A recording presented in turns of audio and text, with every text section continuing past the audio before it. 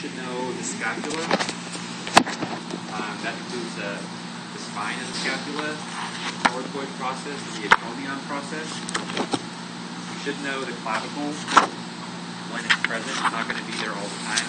And you'll see that the dog does not have a clavicle, but the bat, the rat, and the cat have clavicles. You should know the humerus, the ulna, and for the ulna you should know the olecranon process. And just as a note, the ulna is smaller in archaeodactyls, but they're still going to have the olecranon process. So don't go by which one's bigger or smaller. Just know that the ulna has the olecranon process, the radius does not. You should know the carpals, metacarpals, and phalanges. And I have a cannon bone out. So does anyone know what a cannon bone is? Sorry.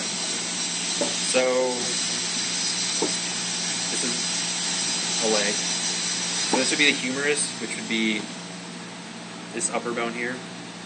These would be the radius and ulna, which are our forearm. Mm-hmm. And then here is where they should have a wrist, and then their hand should begin here. But it's been modified so that their metatarsals or metacarpals, depending if it's whether in the front or the back, are all fused together to form this one bone, and that's called the cannon bone. Mm-hmm. Cannon bone. So this is kind of this part. Mm-hmm. Okay. So it's only in archaeodactyls, and you'll see this.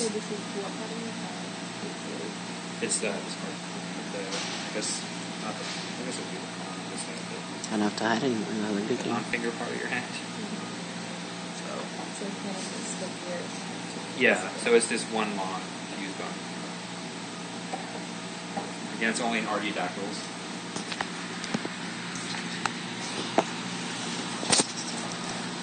So that is everything in the forelimb and the pectoral girdle. Anyone have any questions on that?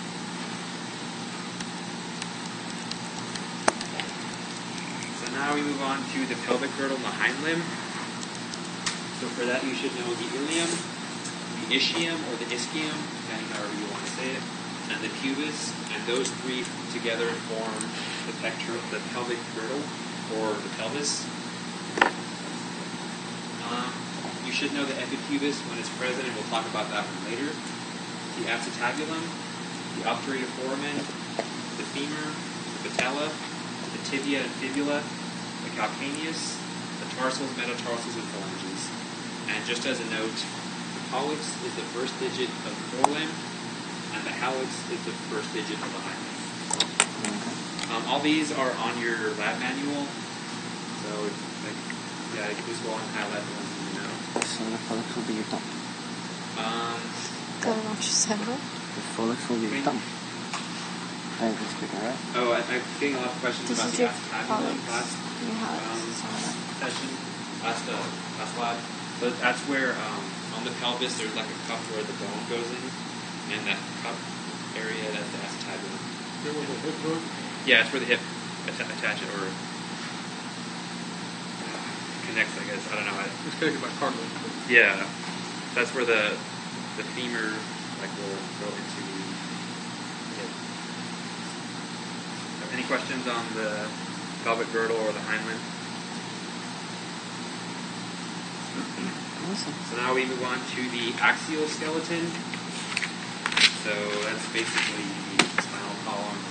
Coming off of that. So we start with the sternum, which is the bone that kind of connects your ribs together, and the ribs. And then you've got to know the vertebra, and they're divided into cervical, thoracic, lumbar, sacral, and caudal vertebra. And there are diagrams showing which is which. So cervical is basically neck. So the first ones off the head are cervical vertebra. And the only special ones you should know is the first one is the atlas, and the second one is the axis. So again, neck are all cervical vertebra. Thoracic vertebra, the easiest way to tell them apart is that each of them has ribs coming off of it. So if there's a rib coming off a vertebra, you know that it's thoracic. Lumbar is lower back, so anything after the thoracic vertebra or lumbar up to the pelvis. And then you have the vertebra that are fused to the pelvis are the sacral vertebra. There will be 2 or 3 of those depending on species. And then anything beyond that, which is basically the tail, are caudal vertebra. So any questions on vertebra? And the last thing you should know about the axial skeleton is the baculum. Anyone know what a baculum is? I'll give you a hint. It belongs to a walrus. Penis bone? Yeah, it's a piece of penis bone. This belongs to a walrus, so it's kind of massive. But not all mammals have penis bones. Humans do not have penis bones. Dogs have penis bones, though, and rodents have penis bones. I mean, it's more than that, but it's important in rodents because some mammals just use penis bones to differentiate between different species, their families, even orders. So that'll be important later on, but just know the baculum is back there. Any questions on axial skeleton?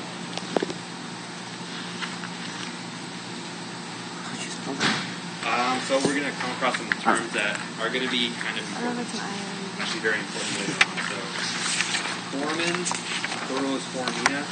Those are holes in the bone. Usually a vessel like an artery or a vein will pass through them. A fissure is also a hole in the bone. The fissures are bigger than foramen.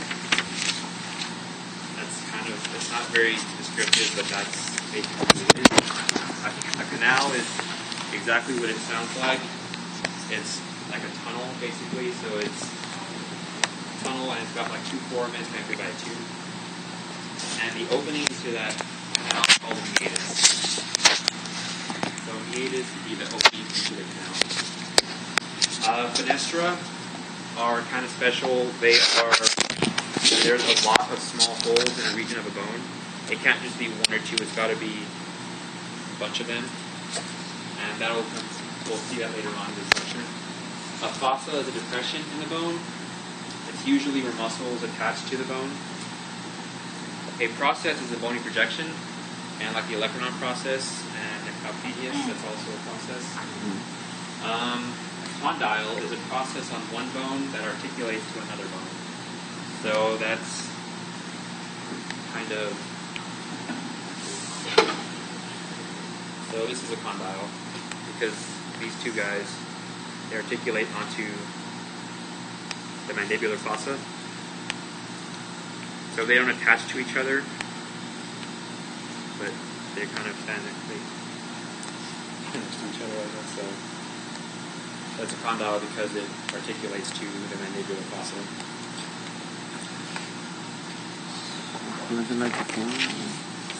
And a bula, plural is bulae, are bones that cover the middle ear ossicles, and those guys will be very important to differentiate the different species. Important ones, well, these are auditory bulae. We've got 2 of them. They're going to be shaped differently in different families, different genera, different species, and these can help you differentiate the different species. Because there are some that are very prominent, very big. There are some that are almost non-existent, some that are just flat, some that are shaped differently, so these will be important.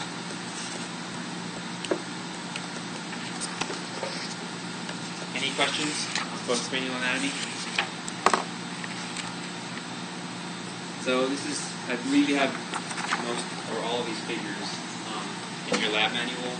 This is pointing out the dentary. Does anyone know why the dentary is important in mammology? Have you gone over this in class yet?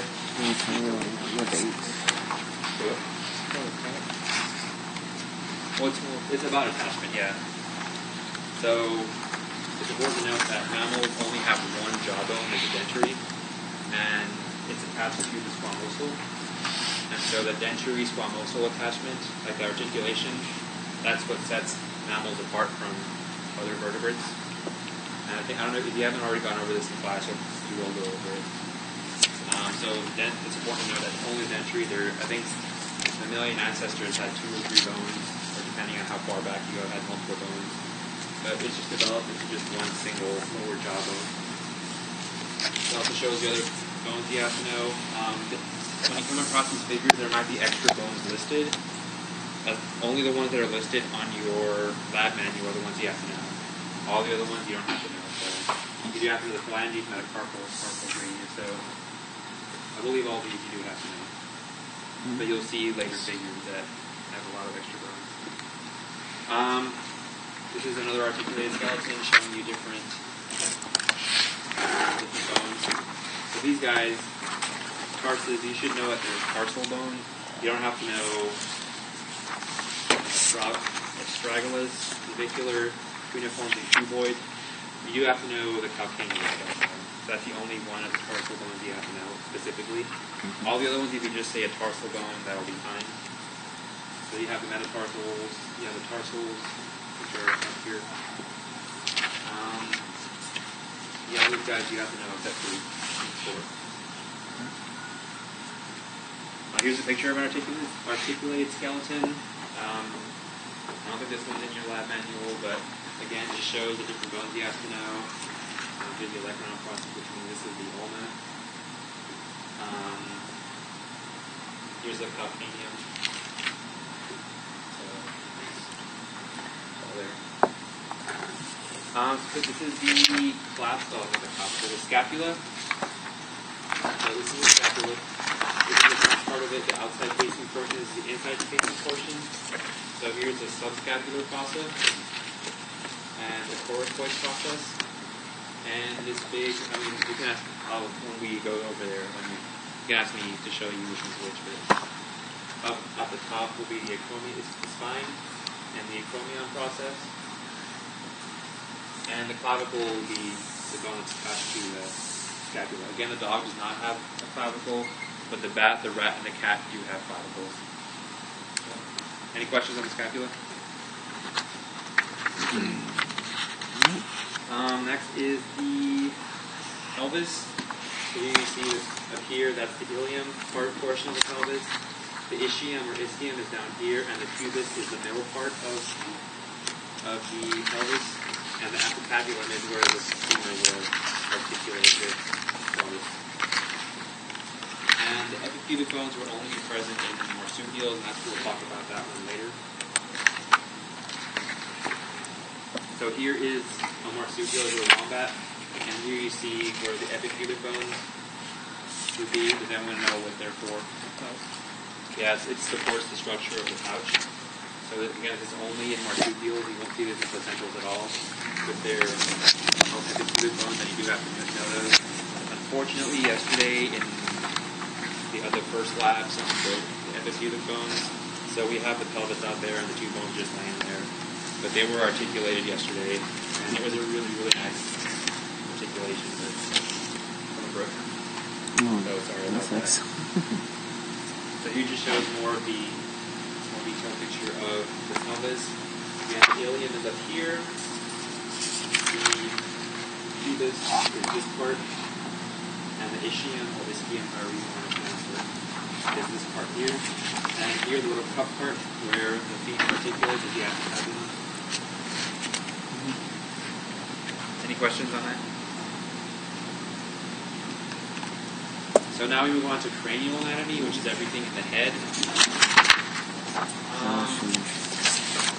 It'd be good for you all to compare the bones in the wolf, which we have out there. We have the lynx, which is a cat. We have it out here. We've got a lemur out there also at the very end. Possums, we have two of them. Those two guys there with the sagittal crest are possums. A rat and a bat. You can look at them, just you can't take the lid off. So don't worry too much about locating specific bones there. Plus, they're really tiny. We have rat and bat. Also, look at the cetaceans. So look at the dolphin over here. That'll be really important. So we'll get to that a little bit later. But compare the positions and the proportions of the different bones and different species. These are the bones you should learn that are on the skull. I would read them, but there's just way too many of them. So they're all listed on your lab manual, and you only have to know the ones that are listed. Don't worry about any of the extra ones that are on the figures. So So it looks like a lot, and it is a lot, but this will be really important later on. So any questions on cranial anatomy? Yeah, it's kind of interesting. This is a figure that you have in your lab manual. It's an African hunting dog, and it just shows you, it labels the different bones, the maxillary bone, the premaxillary. Also, so this one says maxillary and premaxillary. Another figure says maxilla and premaxilla. They're the same thing, so don't worry about them being different. I think another one says tarsal, metatarsal, and it says tarsus and metatarsus. It's the same thing, so don't worry about like them being different. Again, they're going to have extra bones that you don't have to know. You can just highlight the ones you have to know. And if you have any questions, feel free to ask at any point. There's another figure. I believe this is a possum of some kind. Shows you the different. Here's the maxillary bone, premaxilla, the nasals up here. So I'm not sure if you're listening on, but again, it's going to have extra stuff you don't have to know. These few figures that are pictures, they're out on the table, but they're not in your lab manual. If you want to look these guys up, if you search Animal Diversity, University of Michigan, it'll take you to that, search it, go to that web page, and just like mess around, just like different links and stuff, and you'll eventually find these guys. If you go, I guess when you get to the site, it says, I think, resources, and then go to anatomical images. There'll be a bunch of links, and this will be one of them. So these are really neat because they give you an actual skull. And they color in the different bones. But sometimes the sutures on the skulls are really, really hard to see. So this, shows you the parietal bone, here's a squamosal, frontal, here's a jugal, the lacrimal is really tiny, but it's in there. Here's the maxillary bone, the maxilla, the premaxilla, the nasal. So these are really, really nice. Again, they're not in the lab manual, but they're down here. So you take pictures of them or do whatever you want with them. Well, don't take them, but here's the underside. This is still from the same website. And it shows you maxilla continues on the bottom. So the premaxilla, palatine. The palatine actually also goes in here too. So there's a side view. It shows you more, basically the same thing. So the pterygoid is on there. A lot of people ask questions about that one, and I can show it to you when you all look at your skulls. So feel free to ask it any question you want. Again, here's another underside of the skull with the same various ones there. Here it shows you how the palatine continues in there. This is the lower side of the skull. And so here's the alisphenoid bone. It continues into where all these foramina are. This is the orbitosphenoid, so these are the two you have to know. The pterygoid again is the little thing at the end of the close to the palate.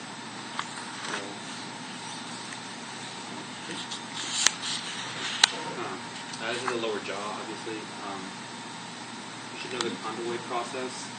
I think it's also labeled as the condyle. I think I saw it labeled the condyle in one of the figures. Here's the angular process. You'll need to know that the difference in this between eutherians and placentals, or eutherians and metatherians, the marsupials. Here's the mesenteric fossa. That is not the mandibular fossa, because that was confused a lot last time.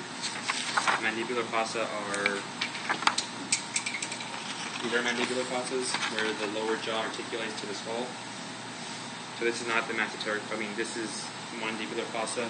This here is not the mandibular fossa. This is a mesenteric fossa.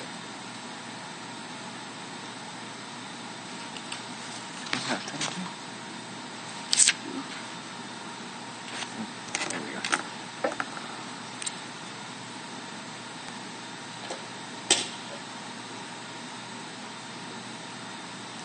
I guess here's the link, but so any questions on cranial anatomy? Are these slides online? No, these slides will not be posted online, so that's That's why y'all should come to class every week. So for marsupial skulls, there's going to be two major differences in the skulls. So the first thing is that marsupials have what are called palatine acuities, also known as a fenestrated palate, and that is the holes at the back of the palate. So there's a bunch of little holes. That's fenestration, that word that was a few slides ago. So here is a kangaroo with a bunch of little holes, and marsupial has larger fenestrations. Also, do not confuse these with the incisive foramina. The incisive foramina are these two large ones at the front. All mammals, pretty sure, all mammals have those. Most of them, if you bats are just weird, but yeah, so don't confuse them with these. They'll always be at the back of the palate. So again, it's here and here. So you can call them either palatine acuities or a fenestrated palate. Either one is going to be acceptable on a quiz or test.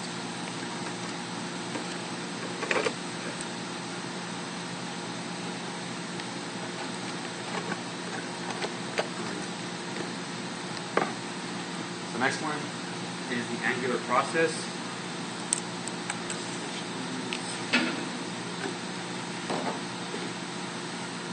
So that's the lowest process on the jawbone. So for placentals, they point straight back. So it's straight back, it doesn't go anywhere else but back. For marsupials, they point inward. So placentals, they point back, and marsupials, they point inward. Those will be the two major characteristics on the head. The third characteristic is going to be the epipubic bone, we talked about earlier. Again, that thing's over there, but it's broken. Sorry about that. And again, so there are going to be one or two placentals that have palatine acuities, so don't just rely on that. Make sure you try to look for both. So when in doubt, just if you're not sure that if it's fenestrated palate or not, just see if it has the inward-facing angular processes. Try to find both of them, and that should help you out a lot. Any questions on marsupial characteristics?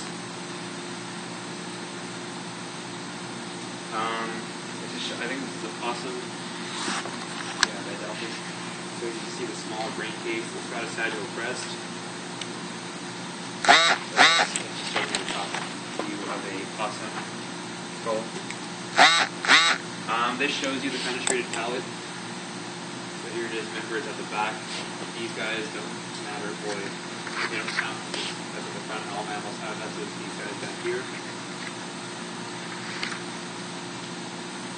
And here's the angular process of the marsupial, going inward, and then here is the eutherian straight back.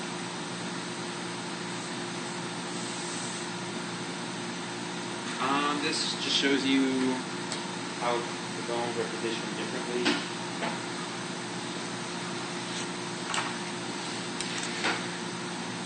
That's the dolphin. And it's important to note that for most of the skulls, the nasal is up here at the front by the snout. Dolphins and the pilot whale, and cetaceans in general, the nasal is pushed up here. So this is the nasal for the dolphins. Also, the premaxilla is this long bone here. The premaxilla in dogs and cats and other animals is up here at the front, and it ends right here. So, again, this is the premaxilla, and on the outside here is the maxilla. So these three bones will be the most important ones to know on the dolphin. Yeah, the premaxilla, the maxilla, and the nasal. Definitely know all of them, like know the parietal, the frontal, the jewel, and frontal. but these three are the most critical ones for you all to know. So remember that. See them on a quiz or test, I'll get it on.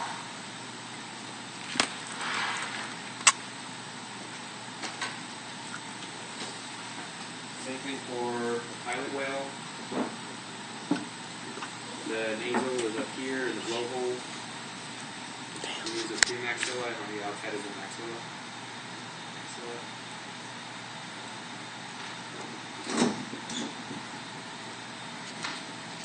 And that's it. So taking pictures in about 15 minutes.